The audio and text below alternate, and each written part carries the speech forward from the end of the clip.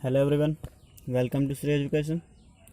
अपन आज बात करने वाले हैं इंटीग्रेशन के बारे में, जो मेनली बहुत ज़रूरी होता है अपन को जब फिजिक्स पढ़ते हैं। तो इंटीग्रेशन के बारे में थोड़ा सा पार्ट पढ़ेंगे जो फिजिक्स में बस अप्लाई होता है, वही पढ़ेंगे अपन। तो मेनली पहले जान लो होता क्या है इंटीग्रेशन। इंटीग्रेशन का मतलब है जब किसी छोटे छोटे पार्ट को हम अपन ऐड कर लेते हैं, मतलब ये छोटा पार्ट ये सारे को ऐड करके एक बड़ा सा ऑब्जेक्ट बनाते हैं। तो ऐसे बोलते हैं इसमें जो प्रोसेस अप्लाई करते हैं उसे बोलते हैं इंटीग्रेशन। ठीक है, तो इंटीग्रेशन के बारे में थोड़ा सा जानते हैं कैसे कैसे इंटीग्रेशन होता क्या है।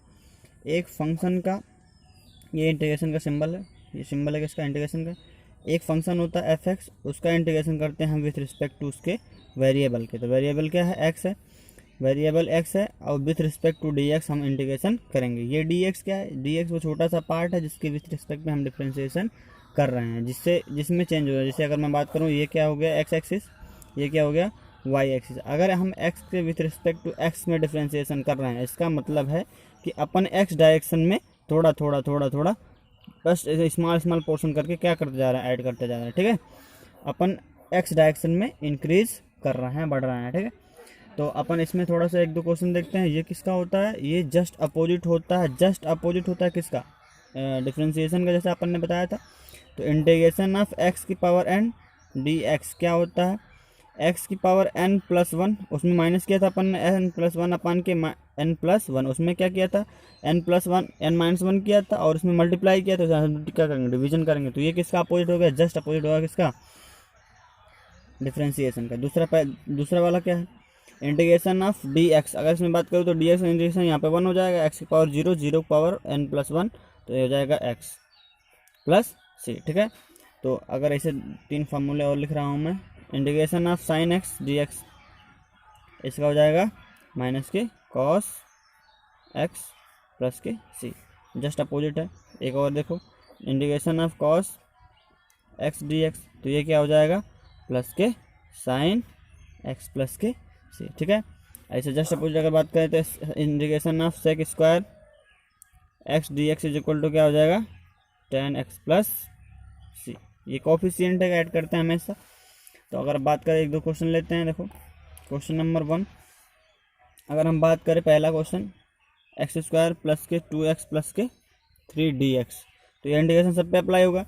तो एक बार इस पे अप्लाई होगा, एक बार इस पे अप्लाई होगा, एक बार इस पे अप्लाई होगा। तो अब यहाँ से करते हैं X square D X plus integration of 2x dx plus integration of 3dx। यहाँ पे क्या है, एक्स स्क्वायर है तो X power N plus one मतलब एक्स पावर 3 अपान के एन प्लस वन मतलब 3, प्लस इसका क्या two X square by two, plus इसका क्या 3x प्लस सी, 2 से 2 कैंसिल आउट, तो क्या हो गया एक्स की पावर 3 अपान के 3 प्लस एक्स स्क्वायर प्लस के 3x प्लस के सी। ये हो गया इंटीग्रेशन जनरल सा। ठीक है, एक दो अपन इसमें फार्मूला और लिखते हैं जो मोस्ट इंपॉर्टेंट होते हैं फिजिक्स के लिए। फिजिक्स के लिए मोस्ट इंपॉर्टेंट फार्मूला क्या है, डी एक्स अपान के एक्स, अपन ने पढ़ा था differentiation of D of x log x, log E base पे एक्स बराबर 1/x। तो इसका जस्ट अपोजिट क्या हो गया इंटीग्रेशन, तो ये क्या हो जाता है ln x। ln x किसको बोलते हैं, लॉग बेस पे ई एक्स को बोलते हैं ln x। ठीक है, ये अपन इम्पोर्टेंट में बात कर रहे हैं, ये फिजिक्स में बहुत ही ज़्यादा यूज होता है। ठीक है, अब आगे देखते हैं एक दो क्वेश्चन और देख लेते हैं। अगर फलन के मतलब फंक्शन के अंदर फंक्शन आए, जैसे इंटीग्रेशन ऑफ साइन एक्स के एक्स आ गया डी एक्स, तो क्या करते हैं उसमें हम पहले फंक्शन का, जब हम डिफ्रेंशिएशन पढ़ रहे हैं तो पहले फंक्शन का डिफ्रेंशिएशन करते थे, फिर क्या करते हैं मल्टीप्लाई। इसमें क्या करेंगे, पहले फंक्शन का डिफ्रेंशिएशन, फिर दोबारा जो अंदर फंक्शन उसका डिफ्रेंशिएशन, और उसको उससे जो फंक्शन के बाद आएगा डिफ्रेंशिएशन करते हैं उससे क्या करेंगे डिवाइड करेंगे। देखो साइन एक्स क्या हो जाएगा माइनस के कॉस के एक्स, और कॉस के एक्स, केवल के एक्स का डिफ्रेंशिएशन का क्या है, क्या आएगा के यहाँ पे नीचे आ जाएगा, तो 1/k माइनस के कॉस ऑफ के एक्स। ठीक है, ऐसे करते हैं डिफ्रेंशिएशन इसका। अगर एक दो एग्जांपल मैं लेना चाहूँ तो आप एग्जांपल में ले सकते हैं,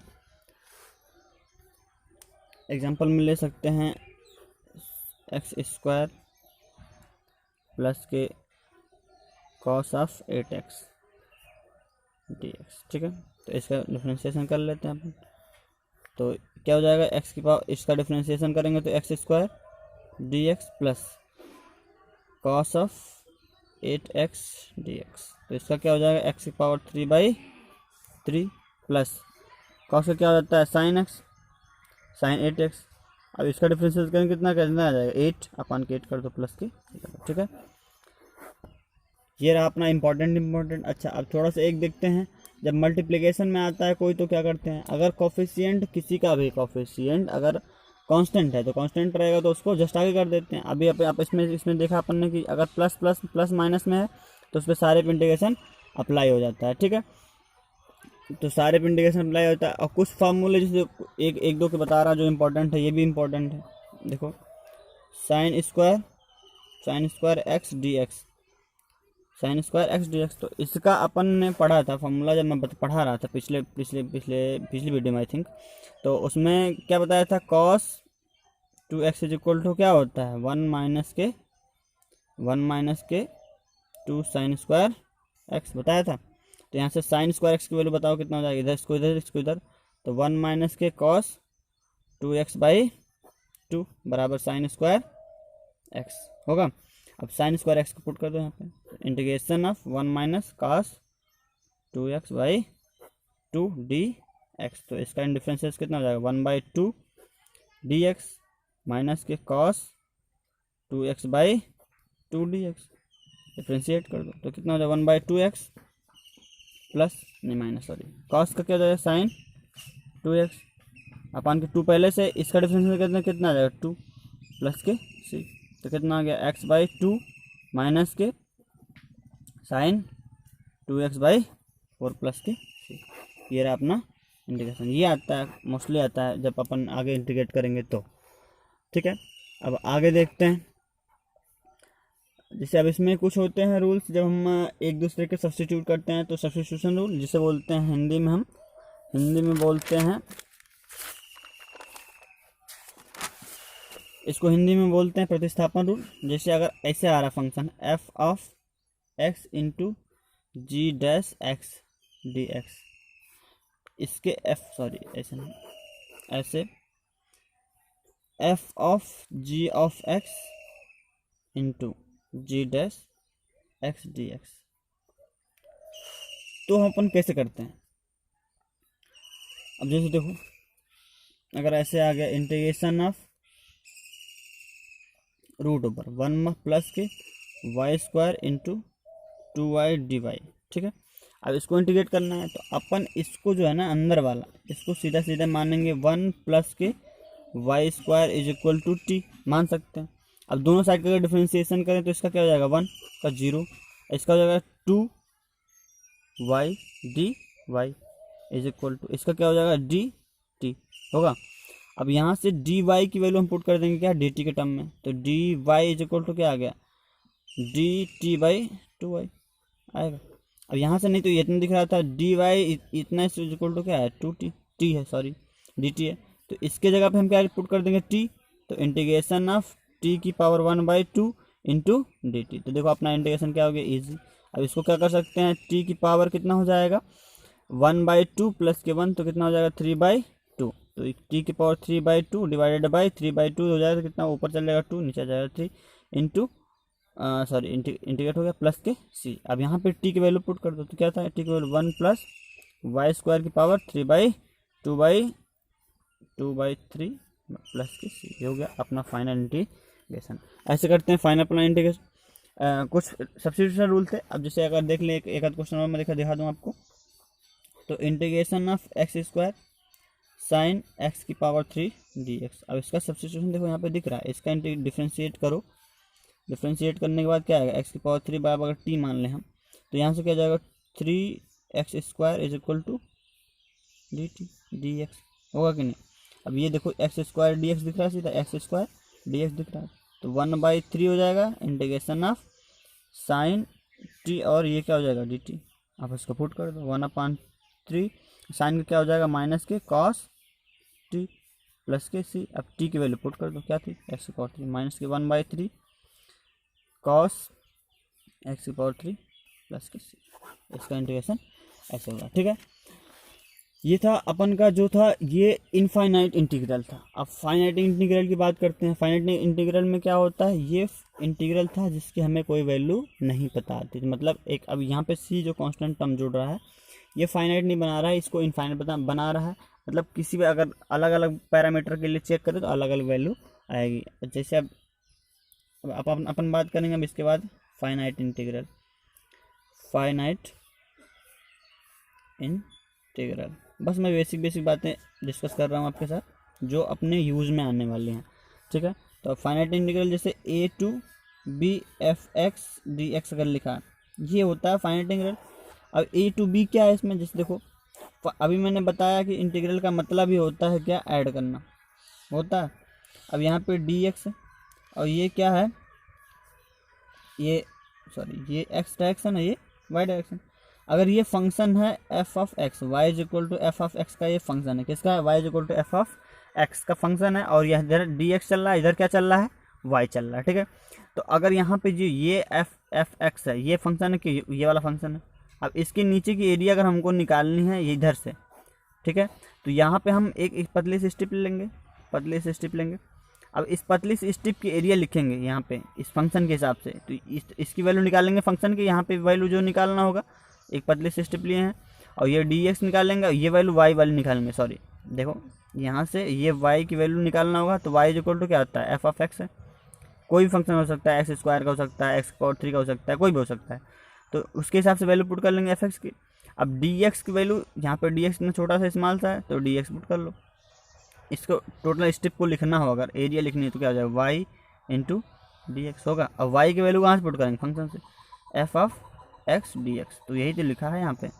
अब देखो अगर ये वैल्यू मान लो हमें ये इंटीग्रेशन निकालना है यहाँ से लेके यहाँ तक, अगर निकालना है इंटीग्रेशन कहाँ से कहाँ तक, यहाँ से लेके यहाँ तक, तो यहाँ पे x की एक वैल्यू होगी ना, यहाँ पे a मान लो ये क्या है a है, और यहाँ से x की एक वैल्यू ये भी होगी b। तो ये है a जहाँ से स्टार्ट कर रहे हैं और ये है b जहाँ पे जाके हम खत्म कर रहे हैं, ठीक है। अगर a की वैल्यू 0 हो तो इसका मतलब यहाँ से इंटीग्रेशन स्टार्ट हो रहा है। अगर a की वैल्यू b है तो b के बाद b से अगर c अपन बात कर रहे हैं तो यहाँ से यहाँ तक इंटीग्रेशन स्टार्ट हो रहा है। समझ में आ रही है बात ना। एक एग्जांपल और दिखाता हूँ मैं आपको, देखो एक एग्जांपल और दिखाता हूँ। जैसे ट्रायंगल वाला ही ले लो अपन, अगर ट्रायंगल की बात करें, अपन तो ये क्या बन गया 90 डिग्री बन गया 90 डिग्री। ये y बराबर एम एक्स की इक्वेशन है, y बराबर एम एक्स की। अब यहाँ पे अगर 90 डिग्री की मैं बात करूँ 45 डिग्री थी, m की वैल्यू कितना होती है, tan 45 की वैल्यू कितना होती है, 1 होती है। y बराबर क्या हो गया, x हो गया कि नहीं। अब देखो इस एक पतली सी स्ट्रिप यहाँ पे मैं ले रहा हूँ, एक पतली सी स्ट्रिप लिया, एक पतली सी स्ट्रिप लिया, देखो एक पतली सी स्ट्रिप लिया। अब यहाँ पे अगर मैं पूछूं, ये अगर मैं dx ले रहा हूँ कहाँ पे जाके, x डिस्टेंस पे जाके, कहाँ पे जाके x डिस्टेंस पे जाके dx ले रहा हूँ, तो इसकी वैल्यू अगर मैं पूछूं, बताओ यहाँ से यहाँ तक की वैल्यू क्या होगी, x डिस्टेंस पे गए हैं तो y बराबर एम एक्स, वाई बराबर x है, तो इस y की वैल्यू क्या हो जाएगी, x के इक्वल होगी, ठीक है। मतलब f of x is equal to क्या आ गया, x आ गया, और dx तो है ही। तो इसका अगर मैं इसकी टोटल एरिया लिखूँ, मतलब dA क्या लिखूँ, dA बराबर क्या हो जाएगा, y इंटू डी एक्स होगा। अब y की वैल्यू क्या x है, तो यहाँ पे लिख देंगे x इंटू डी एक्स, लिख सकते हैं अपन आराम से, इजीली लिख सकते हैं, ठीक है। अब देखो यहाँ से यहाँ तक वैल्यू हम इंटीग्रेट करें, यहाँ से यहाँ 0, यहाँ पे a, यहाँ पे 0, यहाँ पे a, ठीक है। ये 45 है, यहाँ पे 45 डिग्री है। अगर मैं इसकी बात करूँ लिखने की तो क्या हो जाएगा, integration of 0 to a x into D X, integrate कर दो इसको तो 0 टू a। अब इसको इंटीग्रेट करो तो क्या हो जाएगा, एक्स स्क्वायर बाई 2 प्लस के सी नहीं करते हैं यहाँ पे। अब देखो यहाँ पे लिमिट रखना हम बताएंगे आपको। देखो लिमिट कैसे रखते हैं, लिमिट रखते हैं अपन, लिमिट रखते हैं जैसे integration of a to b F X है डी एक्स है, इंटीग्रेट करने पे आ गया इसको जी एक्स, इंटीग्रेट करने पे आया, और यहाँ से a है b है। तो पहले लिखते हैं, इसको बोलते हैं अपर लिमिट, इसको बोलते हैं लोअर लिमिट। तो सबसे पहले अपर लिमिट पुट करते हैं, तो g ऑफ b माइनस के g ऑफ a। ये मैंने आपको पहले ही बताया था किसी फंक्शन में कैसे वैल्यू पुट करते हैं। b की वैल्यू कहाँ पुट करेंगे, अगर कोई फंक्शन है, जैसे देख लो जी एक्स इज इक्वल टू आ गया एक्स स्क्वायर प्लस के x cube x square plus के 3। तो यहाँ पे एक्स के जहाँ जहाँ एक्स दिखेगा वहाँ बी पुट कर देंगे, तो बी स्क्वायर प्लस के 3 माइनस कैसे ए पुट कर देंगे। तो ऐसे जो वैल्यू आएगी ऐसे लिमिट पुट करते हैं, क्या पुट करते हैं, लिमिट पुट करते हैं। ठीक है, तो पहले में मैंने बताया सिग्निफिकेंस क्या है, लिमिट को कैसे पुट करते हैं, और यहाँ पे देखो ये वाला जो इंटीग्रेशन अपन बात कर रहे थे, ये वाला इंटीग्रेशन, अगर मैं इसको पुट करूँ तो क्या हो जाएगा, लिमिट पुट करें तो पहले अपर लिमिट पुट करेंगे, तो अपर लिमिट पुट करने के बाद कितना आएगा, अपर लिमिट पुट करें एक्स स्क्वायर बाई 2, अब यहाँ पे ए देख दो तो ए स्क्वायर बाई 2 माइनस के लोअर लिमिट कितनी होगी 0, 0/2, तो क्या हो गया ए स्क्वायर बाई 2 होगा। अब देखो यहाँ पे जो बात करे थे अपन ने इसकी, तो जब ये 45 डिग्री होगा, जितना ए बढ़ेगा उतना ये बढ़ेगा, तो ये ए हो गया, ए हो गया, तो half of base into height हो गया कि नहीं। ठीक है, थैंक यू, आज के लिए इतना ही काफ़ी है, मिलते हैं आपसे अगली क्लास में, तब तक के लिए पढ़ते रहें। जय हिंद, जय भारत।